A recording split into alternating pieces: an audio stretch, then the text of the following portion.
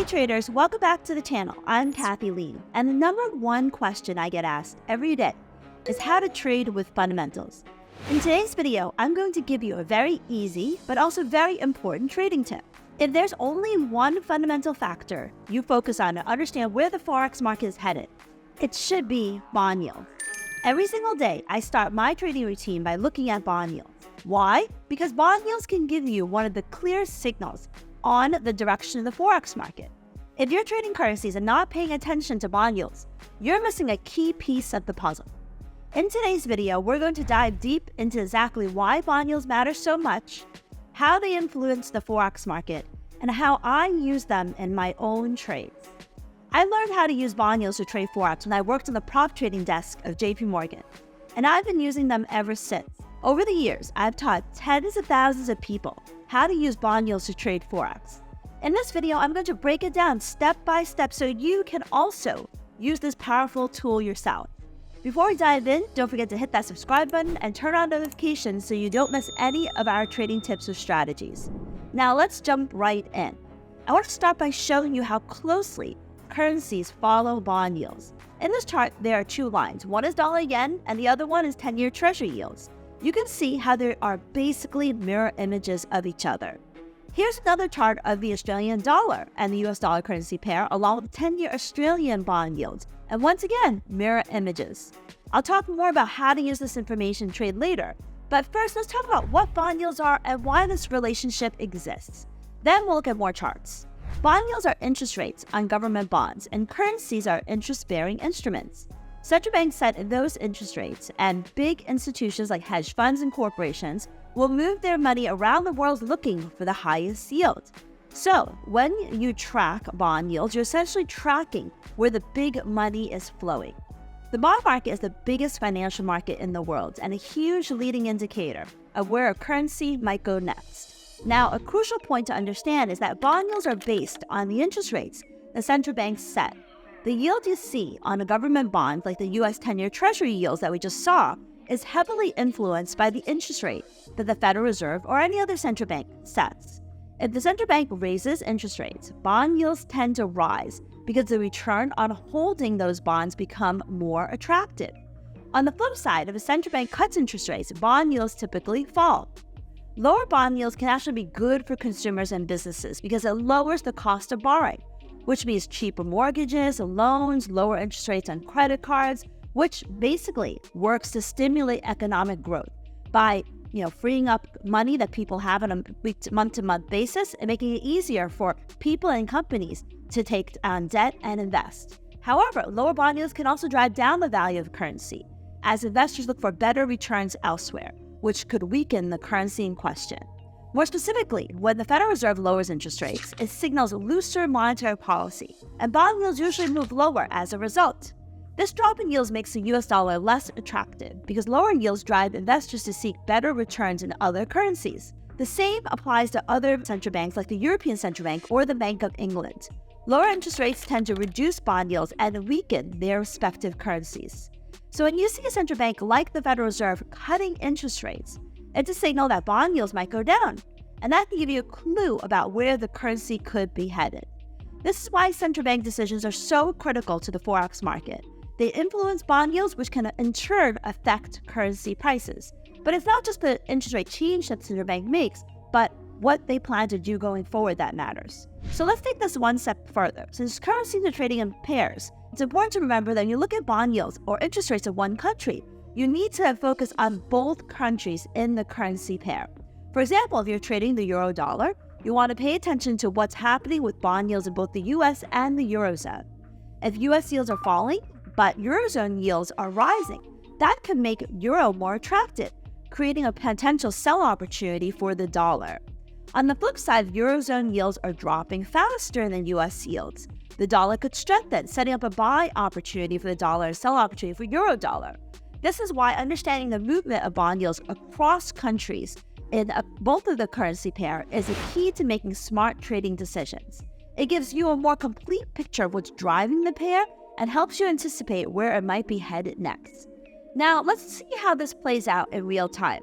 One of the best things about yields is that they often act as a leading indicator for currency moves.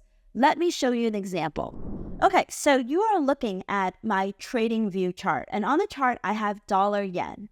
What I'm going to do next is I'm going to add in the US 10-year Treasury yield. So you click on the plus signal and you just type in US 10. I already have it as one of my favorites, and you want the yield, so US 10Y. So we're going to click on and we're going to add on the US 10-year yield. And that's going to be added to the chart. Now, the first thing we do is we're going to put this, you right click, move this to the left-hand side. Then what I like to do over here is I want to change this from percent to regular so we know exactly what we're looking at, because this shows you the dollar yen rate and this shows you the 10-year Treasury yields rate. And then I personally, don't like the colors here, so I'm just going to turn this to blue so it is easier to see. So now we're looking at the daily chart with the blue line being the 10-year Treasury yield and the candlesticks being dollar yen. And this is what I'm talking about. You can see that on the daily chart, they're pretty much mirror images of each other. And if you expand your chart, you can also see that this relationship has basically stood the test of time. And this chart goes all the way to 2002. And you can see that the blue line and the candlesticks pretty much move in the same direction. And if you look very closely, you will also notice that oftentimes, and I'm going to draw a vertical line so you can see this. Here, we have dollar yen, we have the US Treasury yields, which is the blue line, and I'm going to zoom in a little bit more over here. You can see that the blue line peaks before dollar yen peaks. So dollar yen peaks somewhere over here, and 10-year Treasury yields peak beforehand over here. So if you are a swing trader, this is a very valuable trading signal, which is that if you start, first of all, from looking at this chart that there's a very strong relationship between US Treasury yields and dollar yen. So because the bond market is the biggest market in the world, it is the one that's leading the currency market. So typically, US Treasury yields will move in a direction first, and dollar yen, or the US dollar, will follow. And that's what we see here. Here you see US Treasury yields peaking first, and then dollar yen peaking later.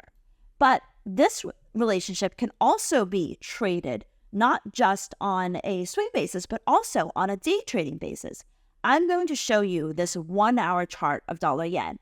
And we actually, on this day of this recording, use this information to trade. And what you will notice here is that US Treasury yields, also the blue line, has a very close-knit relationship with dollar yen, where if US yields are going up, dollar yen is mostly going up. And you can also see, if I zoom out, that this relationship stands the test of time. And, it's, basically holds on a day-to-day basis. So how did I use this to trade? Well, I start my day at 6:30 a.m. New York time. So I'm going to put a horizontal bar right around here. Okay? So I start my day at 6:30 a.m. New York time. The first thing that I look at, as I said earlier, is yields. And I see that US yields start to move higher. So the first thing I will do is that this will tell me that when I start my day, I'm going to have a positive dollar bias. And I'm going to be looking for opportunities to buy dollars.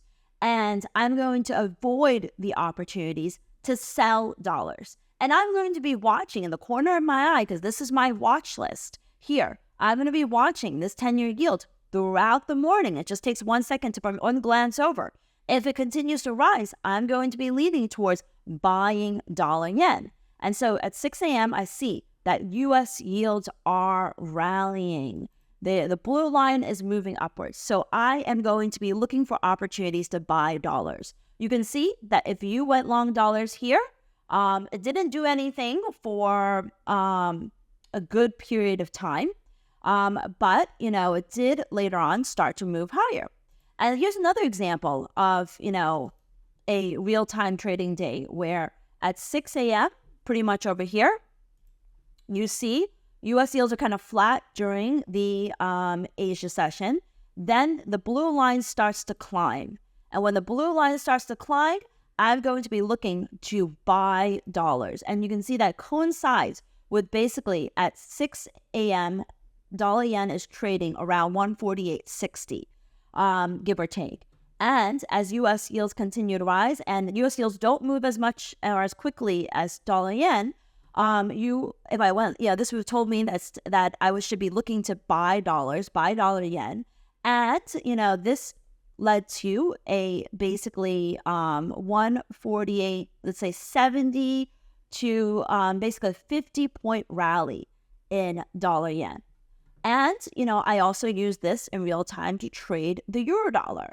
Although, it's kind of opposite, so you can't see, but that U.S. yields were moving higher and euro dollar actually took its sweet time.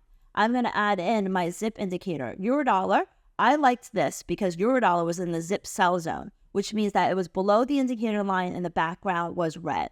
And I'm just going to add back in the 10-year treasury yield. And we're going to move this to the left side so that it is pinned correctly. And we're just going to change this to blue so everything is easy to see. And you'll see U.S. yields pretty much at 630, right where my arrow is pointing right here, begins to move upwards. Euro takes a sweet time. At 630, it's trading right around here. And it doesn't break down. It does start to move lower, but doesn't really break down until pretty much 8 a.m., until 7:30, 8 a.m. So I was actually, of course, past performance is not indicative of future results, but I was actually put your BK traders into a short euro position at the New York Open because we trade at 6:30 a.m. New York time is when we lay on New York session trades, and 8 p.m. New York time is when we lay on our Asia session trades. So we went short euro dollars because U.S. yields were moving upwards in the early New York session. And, the trade didn't necessarily, move my way, but quickly. But I held on to it. And the reason why I held on to it is because U.S. yields just continued to move up. If U.S. yields flipped back over and started to move back down, I would have been more doubtful of my trade. But because U.S. yields were moving up, I was looking for opportunities to sell euro dollars, buy U.S. dollars. Euro dollar was in my zip sell zone, so everything lined up. And that's how I fused my fundamentals with my technicals. Now, if you don't use zip is my indicator for BK traders, it's just a bias that you should know, which is that if U.S. Treasury yields are up, you want to be looking for opportunities to buy U.S. dollars. If U.S. Treasury yields are down, you want to look for opportunities to sell U.S. dollars. Or it can give you a reason to not take a trade because, not losing money is just as good as keeping your money. So if U.S. yields are up, don't be looking to sell dollar yen. If U.S. yields are up, don't be looking for opportunities to buy euro dollar. Look for the opposite. This is how you can incorporate the yields into your day-to-day trading, and that's what I do. Now, you're probably wondering, how do you follow bond yields? Where do you get this information? It's easier than you think. I use TradingView, which is a great free charting tool. You can set up a watch list with US 10-year yield and the German 10-year Bund yield, the UK yield, and any major currency pairs you want to follow, like dollar yen and euro dollar. Bonus tip, add in the S&P 500 to keep an eye on broader market sentiment. With the setup, you'll be able to monitor bond yields and currencies in real time and see how they interact. If you want to download my TradingView watch list, there's a link in the description below. By now, you should have a pretty good sense of how bond yields matter and how they can help you guide your forex trades. Whether you're trading short-term scalps or looking for longer-term setups, yields can give you a very powerful edge in anticipating where the currency could be headed. If you want to learn more about how to use fundamentals to trade forex, check out the links in the description below for our fundamentals trading course. I hope you found this video helpful, and if you have any more questions about bond yields, trading fundamentals, or anything else, drop them in the comments below. Thanks for watching, and don't forget to subscribe, like, and turn on the notifications for more trading tips and strategies like this. I'll see you in the next video.